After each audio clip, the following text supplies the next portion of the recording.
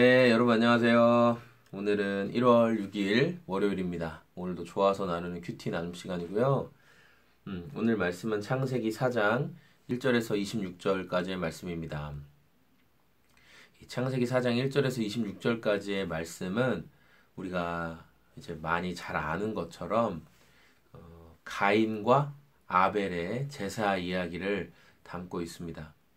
그래서 아담의 첫째 아들이었던 가인과 또 두 번째 아들이었던 아벨이 있었습니다. 가인은 농사를 짓는 자, 땅에서 이 소산을 내는 자였고, 아벨, 동생 아벨은 동물들, 양을 치는 자였다라고 성경은 기록하고 있습니다. 시간이 지났고 이들이 성장했고, 그래서 이들이 하나님 앞에 자신들의 소출을 가지고 제사를 드리는, 예배를 드리는 현대적인 방법으로 생각하면 시간이 되었는데, 하나님께서 가인이 이 곡식의 소산으로 드린 제사는 받지 않으시고 아벨이 짐승을 잡아서 드린 제사, 성경의 표현에 의하면 4절에 아벨은 자기도 양의 첫 새끼와 그 기름을 드렸다라고 얘기를 했어요. 첫 새끼와 기름을 드렸고 하나님께서 아벨의 제사는 받아주셨다. 그 연기 올라간 연기를 흠양하셨다. 이렇게 우리가 생각할 수 있는데, 이 본문은 시간이 지날수록 이렇게 많은 해석적인 질문들을 많이 갖고 있어요. 현대에서는 이제 이 본문을 대할 때 과거에는, 제가 알기로 과거에는 이 본문은 항상 하나님께는 어떤 제물을 드리느냐가 중요하다, 제물의 중요함에 대해서 설명하는 본문으로 이 본문이 풀어졌어요. 설명을 드리면, 하나님이 가인의 제사와 아벨의 제사를 받으신 이유를 예수님의 대속, 예수님이 우리를 위해 대신 죽으시고 십자가에서 피 흘리시는, 우리의 죄를 대신 감당하시기 위해서 죽으신 그 사건의 모형으로 보고, 아벨의 제사는 짐승이 죽는, 짐승이 피 흘리는 피 흘림이 있었기 때문에 하나님이 그 제사를 받으신 것이고, 가인의 제사는 짐승의 피 흘림이 있지 않았기 때문에 하나님이 그 제사를 받지 않으셨다라는 관점이었어요. 그런데 시간이 지나면서 이게 어떻게 점점 관점이 변하냐면, 그게 아니라, 오늘 매일 성경도 그런 관점인 것 같아요. 1절에서 7절에 여기 보통 해석이, 이쪽엔 본문이 나오고 이쪽에 해석이 나오는데, 해석적인 맥락을 살펴보니까 여기는 이렇게 표현하고 있어요. 해석적인 표현에 예배하는 이의 삶과 인격을 받으십니다. 아벨과 그의 제물은 받으셨지만 가인과 그의 제물은 거절하셨습니다. 그러니까 여기에서 말하는 이 매일 성경의 해석도 뭐냐면, 하나님은 제물 자체만 보시는 분이 아니라 제물과 제물을 드리는 사람을 함께 보신다. 그러니까 아벨의 양만을 보신 것이 아니라 아벨과 함께 그가 드린 양과 아벨의 예배 태도를 같이 보셨고, 가인도 가인의 제물만 보신 게 아니라 가인의 곡식과 가인의 태도를 함께 보셨다. 이렇게 해석을 해요. 그래서 하나님께 나아가는 사람은 어떠한 제물을 드리느냐가 중요한 게 아니라 어떠한 태도를 가지고 드리느냐가 중요하다라는 거죠. 이게 여러분 좀 더 신빙성 있으시죠? 좀 설득성이 있을 거라고 생각이 들어요. 요새 우리 현대적인 관점으로 보면. 근데 우리 마음에도 이해가 잘 되고, 또 이 뒤에, 창세기의 뒤에 내용을 쭉 봐도 뭔가 가인이 아벨의 제사만 받으신 것에 대해서 굉장히 분노가 나서 아벨을 부르잖아요. 네. 8절에 가인이 그의 아우 아벨에게 말하고, 그들이 들에 있을 때. 그러니까 아벨한테, 야, 너 들로 좀 나와봐라, 할 말이 있다. 나와서 거기서 죽여버리잖아요. 그리고 하나님이 네 아우 아벨이 어딨냐 물어봤을 때, 제가 동생 지키는 사람이에요? 저 몰라요? 그러니까 막 죄의 뻔뻔함들, 이렇게 계획성과 뻔뻔함이 드러나는데, 이걸 봤더니 역시 가인은 마음이 썩었어. 그의 재물이 잘못돼서가 아니라 그 마음이 썩었기 때문에 하나님은 이래서 이 가인을 받지 않으신 거야. 가인의 제사를 받지 않으신 거야. 우리가 그렇게 생각할 수 있어요. 되게 이해가 잘 되는 부분이에요. 그런데 저는 오늘 본문을 생각할 때, 우리의 지금 예수 그리스도로 인해서, 예수님으로 인해서 우리가 죄사함을 받았고, 우린 죄사함을 받았어요. 그리고 우리는 어떤 존재? 의로운 존재가 된 사람들이에요. 예수 그리스도를 믿는 사람들은 의로운 사람이 된 거예요. 의롭다고 칭해 주심을 받았어요. 법적인 용어로, 법적으로. 그럼 진짜 죄가 하나도 없냐? 아니요. 죄는 여전히 우리 안에 있어요. 죄를 짓고 싶은 마음, 죄에 대해서 끌리는 마음, 사도 바울이 두 마음을 가지고 싸웠던 것처럼 여전히 죄에 대해서 그 비슷한 상황이 발현되면 거기에 또 끌려가고 싶은 마음, 왜냐하면 죄에 끌리는 마음이 있다는 거예요.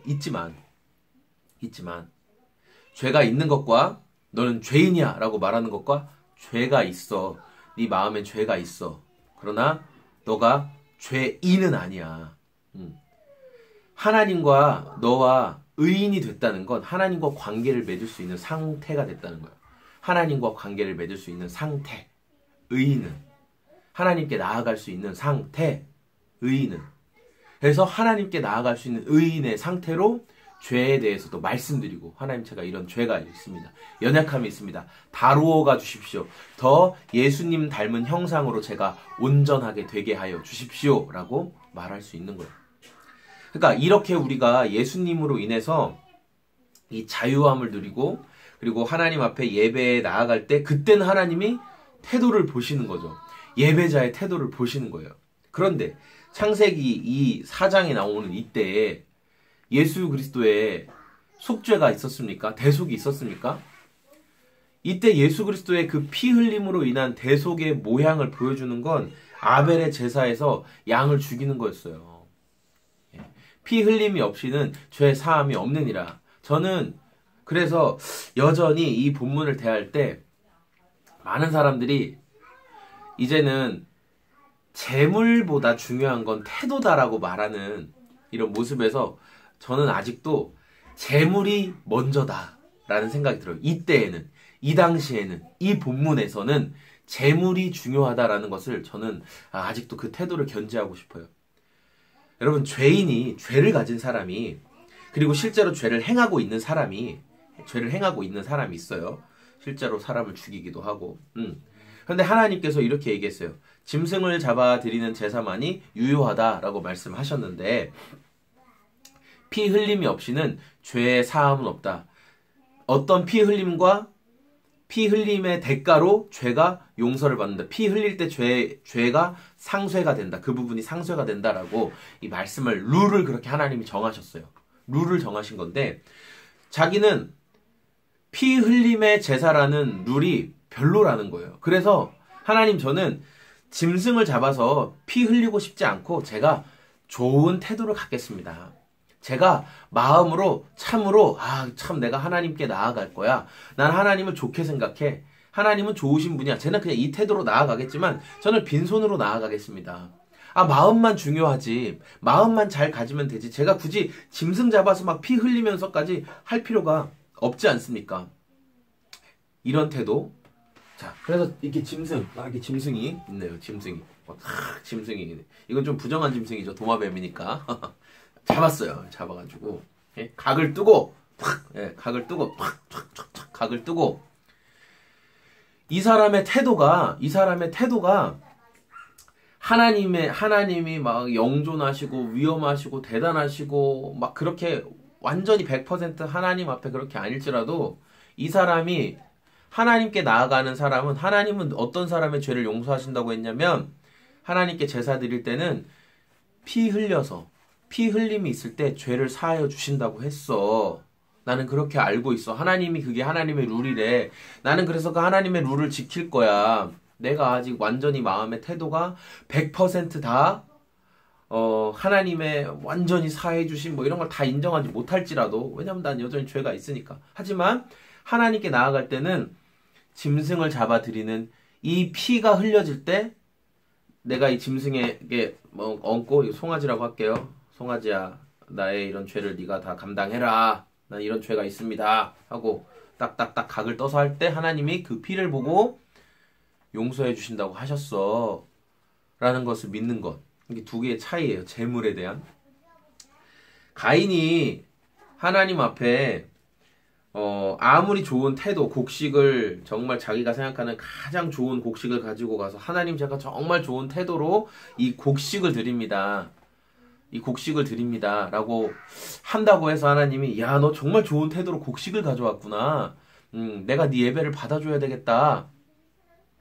또는 아벨이 하나님 앞에 근데 아벨은 이미 이 그 양의 첫 번째 난 새끼와 그 기름을 드렸다는 것으로 하나님 앞에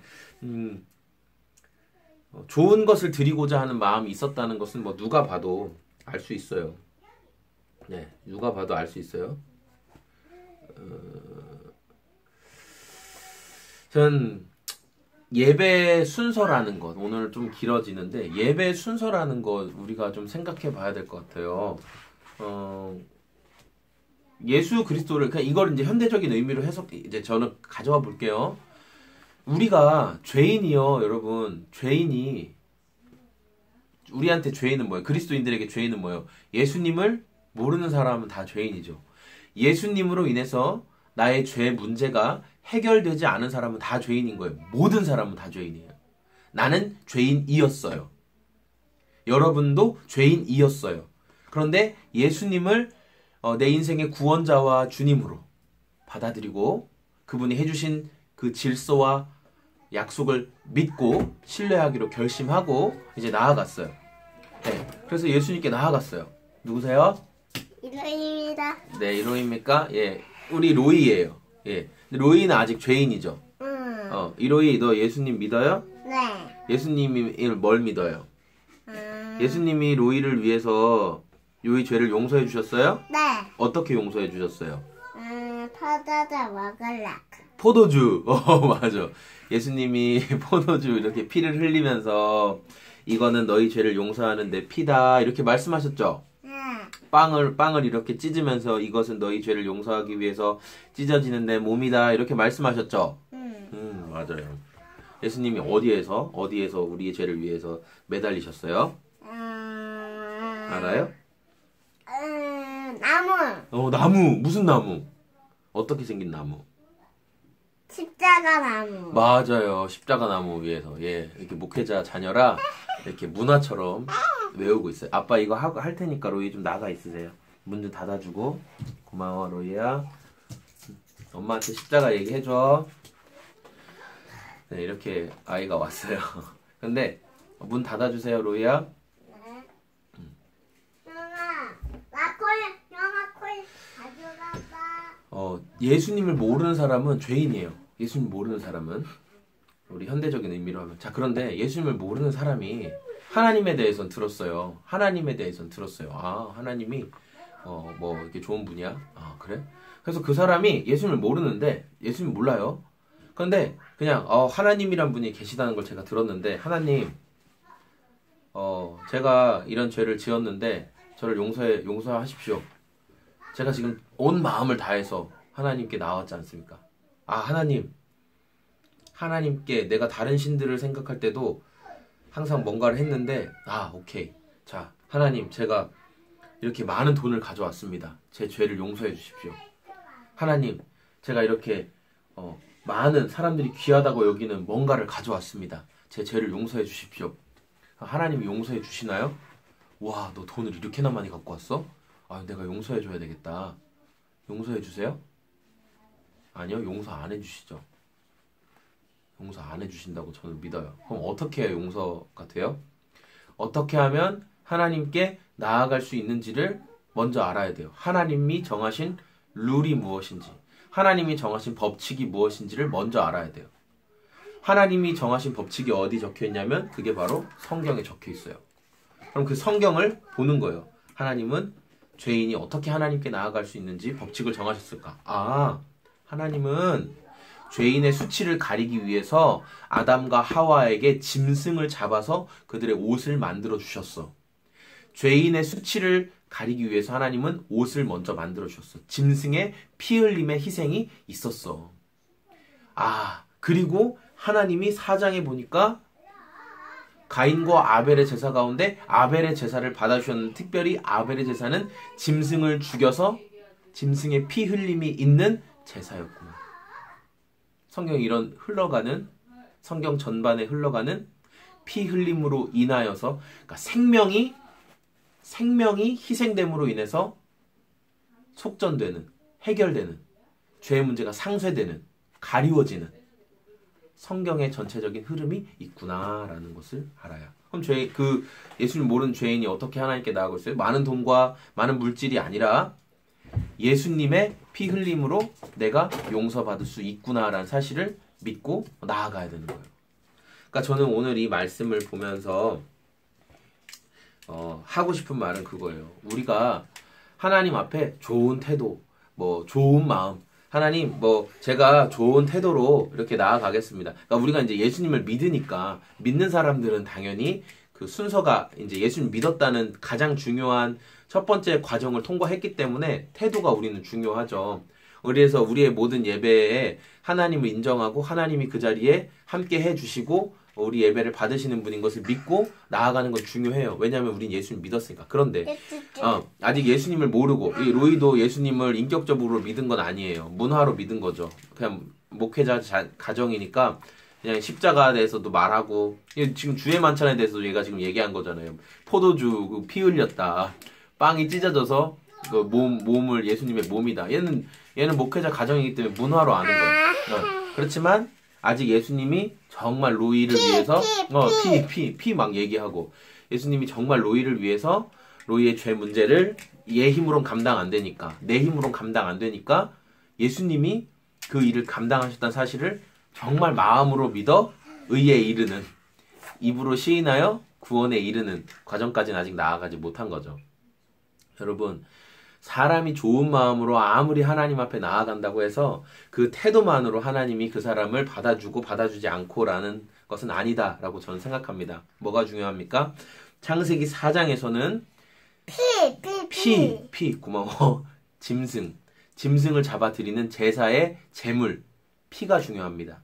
그리고 오늘 우리 삶에도 우리가 하나님 앞에 나아갈 수 있는 근거는 뭐냐면 예수님의 희생으로 인해서, 예수님의 죄 용서하심으로 인해서 우리에게 선물로 주신 예수님의 피 흘리심과 죽으심과 부활을 기억하게 하시는 성령 하나님의 약속, 성령 하나님의 함께 하심, 깨닫게 하심이 있을 때 우리가 하나님께 나아갈 수 있는 거예요.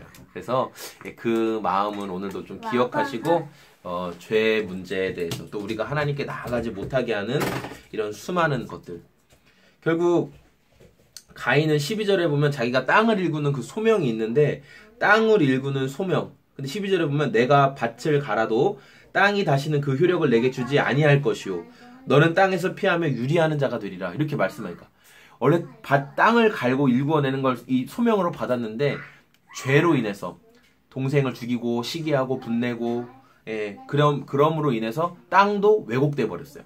자기 소명이 완전 왜곡돼 버렸죠.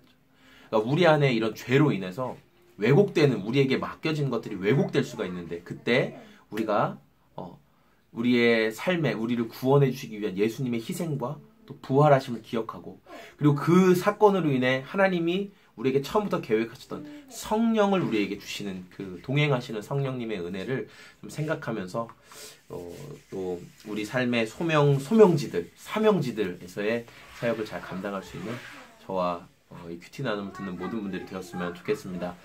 네, 감사합니다. 저는 지금까지 소금제작소 교회를 섬기는 소금제작소의 공장장이었고요. 오늘은 좀 굉장히 긴데 아마 들어보시면 복음에 대해서 좀 다시 한번 생각해 보실 수 있는 시간이라고 저는 생각이 듭니다. 여전히 좀 과거에 이전에 많은 신학자들, 주석가들이 견지했던 생각을 저는 여전히 좀 붙들고 있어요. 저는 그게 더 설득이 돼요. 왜냐하면 제가 아무리 좋은 태도로 하나님 앞에 나아가 봤자 내 태도가 하나님께서 우와 너 태도가 좋아서 라고 받아들여 주신다고 생각지 않거든요. 하나님이 정하신 방법대로 해야 돼요. 방법대로. 하나님이 정하신 방법대로 하는 거예요. 그걸 믿으면 그 방법대로 하면 내 태도는 그건 자연스럽게 변화되는 거예요. 자연스럽게. 더 중요한 건 하나님의 룰 안에 있는지가 우선이 되어야 된다는 거예요. 이 사실 기억하시고 또 기쁜 하루 보내시기 바랍니다. 네, 저희 소금제작소는 이제 이 방학을 맞이하면서 방학 12월 말부터 1월 또 2월 한 중순까지는 좀 교회에 계속 제가 머물러 있지 않고요. 제가 이곳저곳 많이 다니고 있습니다. 세미나도 많이 다니고, 그리고 이제 멀리 못 갔던 타 지역들도 많이 가서 거기에서 사람들도 만나고 또 교회들도 방문하고 이런 겨울 시즌을 좀 보내고 있습니다. 그래서 혹시 교회에 좀 방문해 보시고 싶거나 한번 와보고 싶으신 분들은 저한테 개인적으로 연락을 주시면 됩니다. 카카오톡에서 오픈 채팅에서 소금 제작소 검색하시면 오픈 채팅방이 있어요. 또는 인스타그램에서 소금 제작소 검색하시면 올라오는 거기에서 저한테 개인적으로 뭐 메시지를 주셔도 되고 연락 주셔서 문 열었냐고 어디에 있냐고 왜냐면 청주에 없을 때도 많아요. 오늘도 좀 청주를 또 떠납니다. 그래서 연락 주셔서 만날 수 있으면 만나면 좋겠습니다. 굉장히 그래픽 같네요. 감사합니다. 오늘의 희생제물 부정한 도마뱀 안녕히 계세요.